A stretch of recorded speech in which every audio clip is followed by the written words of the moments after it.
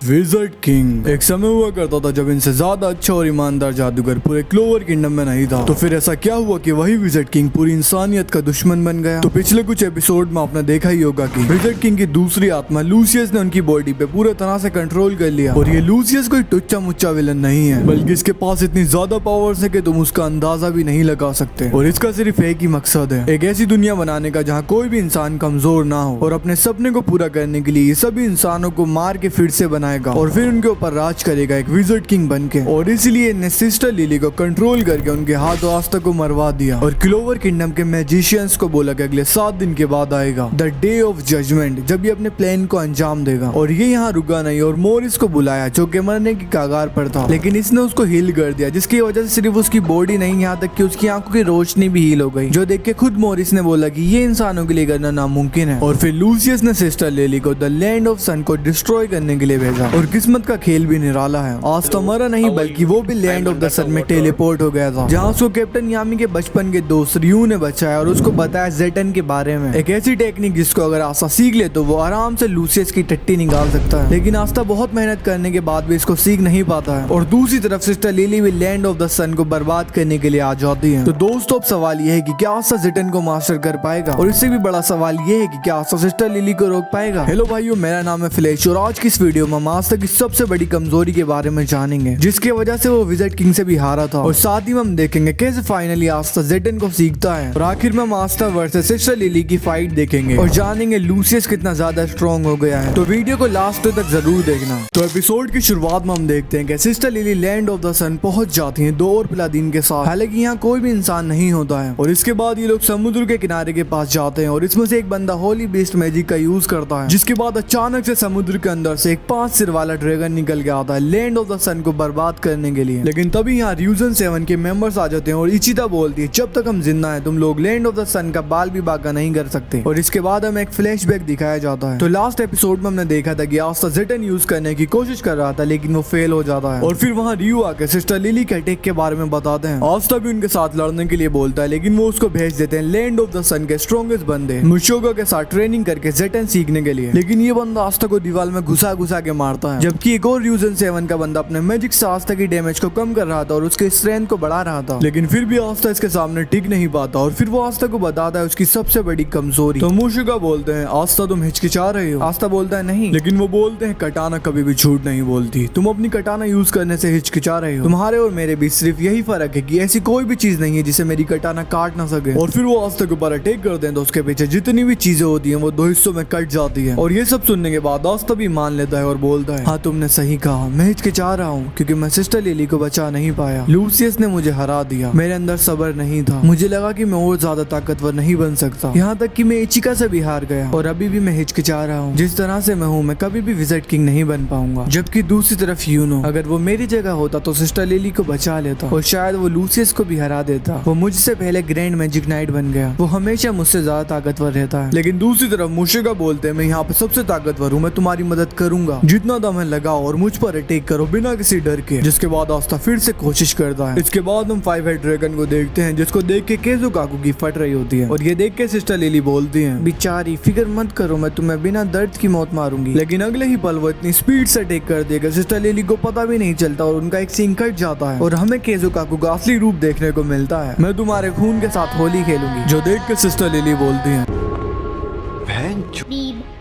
इसके बाद हम लैंड ऑफ द सन के सिटीजन्स को देखते हैं जो कि पहले से ही वहां से चले गए थे रियू के कहने से। दूसरी तरफ सिस्टर लिली केजुकाकू को माना डोमिनेशन में बंद करने की कोशिश कर रही थी, लेकिन उसकी स्पीड की वजह से वो बच जाती है और इचिका भी अपनी डार्क फॉर्म में आ जाती है। लेकिन तब भी सिस्टर लिली बोलती है क्या तुम्हें सच में लगता है कि तुम्हारी लड़ाई मुझसे है? और अचानक से उन दोनों के पीछे एक ड्रैगन हेड आके अटैक करता है। तुम लोग कुछ नहीं करोगे तो ये ड्रैगन सब कुछ बर्बाद कर देगा। इचिका बोलती है हम ऐसा नहीं होने देंगे क्योंकि हमारे साथ एक ऐसा बंदा है जो कि सब कुछ देख सकता है। और फिर र्यूजन 7 में जोश आ जाता है। प्रिंसेस एक हेड का मुंह फाड़ देती है। मोटा भाई अर्थ मैजिक से विजडम किंग बुद्धिस्ट का एक स्टैचू बनाते हैं और 2 हेड्स को इतना बुरा पंच मार दे कि उनके दांत टूट जाते हैं। जोकर और कल्लो भी 2 हेड्स को विंड एंड लाइटनिंग मैजिक से घायल कर देते हैं और चुटकी तो एक हेड को बीच में से काट देती है, जो देख कर सिस्टर लिली बोलती है लाजवाब। तो यह है इस कंट्री के सबसे ताकतवर जादूगर। दूसरी तरफ इचिका सोचती है हमने बहुत मैजिक यूज कर लिया, लेकिन हमें उस गधे की जरूरत नहीं है, हम ये खुद कर सकते हैं। लेकिन तभी सिस्टर लिली उसके पास आके बोलती है मैं सोच रही थी क्या तुम इस अटैक से बच पाओगे। और फिर एक प्लादिन आइस एक स्पेशल ग्लेशियर का यूज करता है, जिसके वजह से र्यूजन सेवंस के ऊपर हर एक डायरेक्शन से नोकीले आइस का अटैक होते हैं और सभी र्यूजन बुरे तरह से घायल हो जाते हैं। और सोने पे सुहागा करने के लिए बीस्ट मैजिक वाला प्लादिन आ जाता है, जिसके पास एबिलिटी होती है अपने एनिमी के डर को रियलिटी बनाने की। और वो केजाकू के सामने एक मेंढक को लाता है, जिसको देख के वो पागल हो जाती है। और फिर उसका सामना करने के लिए इचिका आती है और उसका सबसे बड़ा डर होता है उसके फादर। हाँ, इचिका को डैडी इशू है और अपने फादर को देख के उसकी मेमोरीज वापस आती हैं। और यहाँ वो फाइनली रियलाइज कर लेती है कि इतने समय से वो सोच रही थी कि उसके भाई यामी ने उसकी पूरी क्लैन को मारा था, लेकिन असलियत तो ये है कि इचिका ने खुद ही अपनी क्लैन को मारा था। वैसे इस टॉपिक पे मैंने अलग एक वीडियो बनाई है, तो उसको जाके जरूर देखना, जहाँ मैंने कैप्टन यामी की फुल बैक स्टोरी एक्सप्लेन करी है। और अब ऑफ कोर्स वो इतने गिल्ड के साथ फाइट नहीं कर सकती, ऊपर से सामने उसके फादर है जिनसे वो डरती है। दूसरी तरफ बाकी के र्यूजन 7 भी अपनी लिमिट्स पर होते हैं, जो देख के सिस्टर लिली बोलती है फिक्र मत करो, लूसियस समय तुम्हें फिर से जिंदा करेंगे। और फिर वो ड्रैगन उन्हें मारने ही वाला होता है और इचिका भी अपने फादर के हाथों मरने वाली होती है, लेकिन तभी वहाँ आस्ता के उसको बचा लेता है, उसी तरह से जैसे कैप्टन यामी बचपन में उसको बचाते थे। और वो बोलता है तुम्हें क्या लगता है तुम मेरे सेंसे के साथ क्या कर रहे हो, लेकिन वो बंदा रुकता नहीं और आस्था की सबसे बड़ी कमजोरी उसके सामने लाता है, जो कि खुद आस्था होता है। और वो बोलता है मैं विजिट किंग नहीं बन सकता। आस्था उसको देख के बोलता है मैंने कोशिश करी कि मैं नोटिस ना करूं, लेकिन मैं यूनो के जैसे खास नहीं हूं और मैं कमजोर होने से डरता हूं। और फिर आस्था जेटन मार के उस क्लोन को बीच में से काट देता है। इसके बाद यहाँ मुशोगा आते हैं और बोलते हैं उस गधे ने ढूंढ लिया कि उसके अंदर क्या कमी थी। दूसरी तरफ आस्था एक बहुत अच्छी स्पीच देता है, जो मैं चाहता हूँ कि तुम सुनो। मैं उन लोगों के जैसा नहीं हूँ जिनके पास नेचुरली टैलेंट होता है, लेकिन यही रीजन है कि क्यों मुझे स्ट्रॉन्ग बनना है। मुझे ज्यादा मेहनत करनी है ताकि मैं और सीख सकूं और ज्यादा जान सकूं, यहाँ तक कि उन टैलेंटेड लोगों से भी ज्यादा। और क्योंकि मैं उनके जैसा नहीं हूँ इसलिए मैं हार नहीं सकता, मैं डर नहीं सकता। मेरा सिर्फ एक ही काम है, ताकतवर बनना, जीतना, लोगों की हिफाजत करना और उनको बचाना। अगर तुम हारते हो तो पहले से ज्यादा ताकतवर बनो ताकि तुम फिर से ना हारो, ताकतवर बनते रहो। और इसी तरह का विजिट किंग मैं हमेशा से बनना चाहता हूँ, सबसे ज्यादा ताकतवर। वैसे तुम इस मोटिवेशन को कहीं भी यूज कर सकते हो अपनी लाइफ में। दूसरी तरफ वो प्लादिन आस्था के ऊपर बहुत स्पीड से अटैक करता है और बोलता है तुम सिर्फ एक इंसान हो, लूसियस समय के सामने कुछ भी नहीं। लेकिन आस्था एक लंबी सांस लेता है।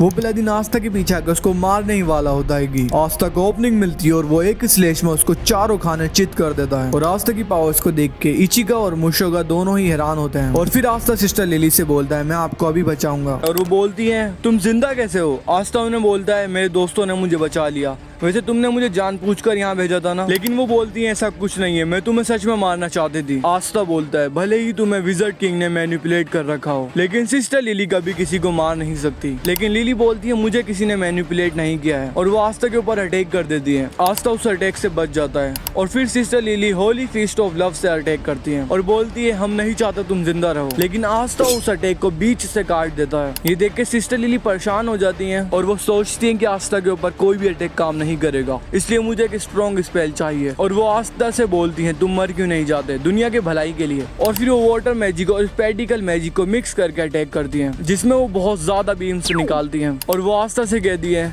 इस दुनिया की भलाई के लिए तुम्हें मरना ही होगा। लेकिन आस्था उन्हें बोलता है मैं तुम्हें मुझे मारने नहीं दूंगा, जो देख के सिस्टर लिली को छोटे आस्था की याद आती है और वो रोते हुए बोलती है मैं भी तुम्हें मारना नहीं चाहती। ये देख के आस्था सोचता है कि सिस्टर लिली पहले जैसी हो सकती है और आस्था को विज़र्ड किंग के ऊपर गुस्सा आता है। दूसरी तरफ सिस्टर लिली अपने सबसे पावरफुल अटैक को यूज करती हैं और आस्था से बोलती हैं लेकिन सब यही चाहते हैं कि तुम मर जाओ, मैं ये सब एक अच्छी दुनिया के लिए कर रही हूँ। लेकिन आस्था खुद को उन अटैक से बचाता है। सिस्टर लिली बोलती है प्लीज मर जाओ, लेकिन आस्था अपने स्वार्थ से उन अटैक को रोक लेता है और उनके ऊपर अटैक करता है। आस्था कहता है चाहे कुछ भी हो जाए मैं तुम्हें छोड़ूंगा नहीं लूसियस। और फिर आस्था सिस्टर लिली के ऊपर एक एंटी मैजिक का स्लैश मारता है और बोलता है प्लीज पहले जैसी हो जाओ, जिसके बाद सिस्टर लिली मरने ही वाली होती है। और फिर वो आस्था को लूसियस का प्लान बताती है। तो लूसियस तैयारी कर रहा है क्लोवर किंगडम के खिलाफ लड़ाई की, जिसमें सिर्फ 3 दिन ही बाकी हैं। उसने अपने तीनों भाई बहनों की बॉडी ब्लड बोन मैजिक को अपने खुद के सोल मैजिक से मिला लिया है, जिसकी वजह से उसको अनइमेजिनेबल पावर्स मिल गई हैं। वो लोगों को दिमाग और शरीर को जैसे चाहे वैसे बदल सकता है, यहाँ तक कि वो नए इंसान भी बना सकता है और उसकी पावर्स एक गोल्ड जितनी हो गई है। एंड यहाँ मैं एक डिस्क्लेमर देना चाहता हूँ कि ये एक काल्पनिक कहानी है, इसका असलियत से कुछ भी लेना देना नहीं है। इसके बाद सिस्टर लिली रोते हुए आस्था से माफी मांगती है और बेहोश हो जाती है। रियू बोलते हैं कि वो मरी नहीं है, लेकिन वो तभी जागेंगे जब लूसियस हार जाएगा। जिसके बाद आस्था सिस्टर लिली को रिकवरी जुत्सु यूजर के पास छोड़ देता है और बोलता है मैं कसम खाता हूँ लूसियस को हराऊंगा, लेकिन उससे पहले मैं इस ड्रैगन को मारूंगा। और अब हम देखेंगे आस्था वर्सेस 5 हेड ड्रैगन की लेजेंडरी फाइट। तो आस्था उनमें से एक हेड को आराम से उड़ा देता है और जब दूसरा आता है तो वो उसको भी काट देता है, लेकिन अगले ही पल वो दोनों रिजनरेट हो जाते हैं। दूसरी तरफ आइस मैजिक वाला प्लादिन अभी भी मुशोगा से फाइट कर रहा था और वो इन्फिनिटी आइस से अटैक करता है, लेकिन उनके ऊपर उसका कुछ भी असर नहीं होता। और वो बोलते हैं तुम्हारे अटैक अच्छे तो हैं लेकिन किसी काम के नहीं। वो प्लातिन बोलता है लूसियस समय के लिए मैं हार नहीं सकता। जो देख के मुशिका बोलते हैं हाँ तुम्हारे हिसाब से तो तुम ही सही होगे, लेकिन मुझे तुम्हारे लीडर के बारे में नहीं पता और यहाँ पे मैं अपने शोगन के लिए तुम्हें जरूर हराऊंगा। और इसके बाद हम रियू और मुशिका की बैक स्टोरी देखते हैं और हमें पता चलता है कि रियू के पास मैजिक क्यों नहीं है। तो मुशिका बचपन से ही बहुत ज्यादा ताकतवर थे और पूरे लैंड ऑफ द सन में उनकी टक्कर का कोई नहीं था सिवाय रियू के। वो इतने ताकतवर थे कि मुशिका से बराबरी की लड़ाई लड़ते थे। लेकिन जब ये 17 साल के हुए तो इस जगह पे एक बहुत बड़ी महामारी आ गई जिसकी वजह से वो लोग मरने लगे जिनके पास कम मैजिक था। और इस बीमारी का सिर्फ एक ही इलाज था, बाबा जी की जड़ी बूटी जिसका नाम था द लिविंग सोल हर्ब। लेकिन दिक्कत ये थी कि वो पहले ही गायब हो चुकी थी और किसी को नहीं पता था कि वो कहाँ मिलेगी। पर लैंड ऑफ द सन में थी एक खास पावर टेंगेत्सु, एक ऐसी आंख जो कि सब कुछ देख सकती है। हालांकि इसको रियू और मुशिका के सिवाय कोई और नहीं पा सकता था और इसका प्राइस था कि उनका सभी मैजिक खत्म हो जाएगा, जिसके लिए मुशिका बिल्कुल तैयार नहीं होते हैं। उनका मानना था कि एक सब कुछ देखने वाली आंख अच्छी है, लेकिन उसका क्या फायदा जब तुम मैजिक ही यूज नहीं कर पाओगे। लेकिन रियू इस ऑफर को एक्सेप्ट कर लेता है और हम सब जानते हैं इसके पीछे का रीजन। और फिर रियू उस जड़ी बूटी को ढूंढ के सबको ठीक कर देते हैं। हालांकि इससे मुशिका खुश नहीं होते हैं क्योंकि उन्होंने अपना राइवल खो दिया था, लेकिन रियू कभी नहीं बदले और हमेशा सबकी मदद करते रहे, जिसके वजह से वो पॉपुलर हो गए और 6 लोग उनके साथ जुड़े रियूजन 6 के नाम से। और फिर वो दिन आया जब इस देश का नया शोगन या फिर विजिट किंग चुनने की बारी थी। सब चाहते थे कि रियू शोगन बने, लेकिन उनके पास मैजिक नहीं था, इसीलिए सब मुशिका को शोगन बनाने के लिए राजी होते हैं। लेकिन उन्होंने रियू को नया शोगन बना दिया और बोला कि मैं तुम्हारा रियूजन 7 बन जाऊंगा। इसके बाद कहानी प्रेजेंट में आती है जहाँ वो बंदा आइस मैजिक से अटैक करता है, लेकिन मुशिका आयरन सोल्जर नाम के स्पेल का यूज करके खुद को आयरन से कवर कर लेता है और एक जिटन मार के उसको हरा देते हैं। लेकिन अभी भी वो ड्रैगन जिंदा होता है और उनको मारने वाला होता है। और फिर इनकी मदद करने के लिए रियू आते हैं और अपनी आंख से पूरी बैटलफील्ड को देख के इनको ऑर्डर्स देते हैं और गाने बजाने वाला बंदा गाने बजा के इनको हील करता है। और फिर रियू सभी की मदद से उस ड्रैगन को एक ऐसे पोस्टर में लाते हैं कि आज तक को मौका मिल जाता है एक ही अटैक में उस ड्रैगन के सभी 5 सरों को काटने का। और उसका जेटन इतना ज्यादा पावरफुल होता है कि लैंड ऑफ द सन में इतने समय से जो काले बादल थे वो तक के हट जाते हैं। और फिर हमें पता चलता है कि वो आइस मैजिक वाला बंदा तो पहले ही मर गया था। जो देख के रियू बोलते हैं कि सिस्टर लिली ने हमें ऐसा ही कुछ बताया था। लूसियस अभी पूरी तरह से कामयाब नहीं हुआ है, लेकिन ये देख के लगता है कि वो मुर्दों को भी फिर से जिंदा कर सकता है, यानी कि हमें फ्यूचर में लूसियस की तरफ से मुर्दे भी लड़ते हुए देखेंगे। इसके बाद आस्था रियू से पूछता है कि क्या कोई रास्ता नहीं है वापस जाने का, और रियू बताते हैं आस्था के ब्लैक बुल्स के दोस्त उसको ढूंढने की कोशिश कर रहे हैं, इसलिए इन्हें उनके ऊपर यकीन करना होगा। आस्था भी बोलता है ठीक है मैं उनके ऊपर यकीन करूंगा। और फिर ये लोग पार्टी करने के लिए चले जाते हैं, जिसके बाद आस्था आखिर में हॉट बात लेने के लिए जाता है, लेकिन जैसे ही वो मुड़ता है वहाँ इचिका होती है। आस्था को लगता है कि वो पिटेगा, लेकिन गेस व्हाट, इचिका आस्था की एंटी मैजिक रीच से पट चुकी होती है और वो आस्था को देख के डर जाती है। इसके अगले दिन आस्था सोचता है कि मैं इतने क्या करूंगा कि तभी वहाँ इचिका आती है। आस्था उसको देख के माफी मांगता है, लेकिन वो बोलती है द डे ऑफ जजमेंट आने वाला है, तुम हाथ पे हाथ रख के बैठ नहीं सकते, इसलिए हमारे साथ और समय तक ट्रेनिंग करो। साथ ट्रेनिंग करने के लिए चला जाता है। तो आज के लिए बस इतना ही, लेकिन दोस्तों चैनल को सब्सक्राइब कर लो क्योंकि अगले एपिसोड में हम देखने वाले हैं लूसियस वर्सेस पूरी दुनिया की फाइनल बैटल को।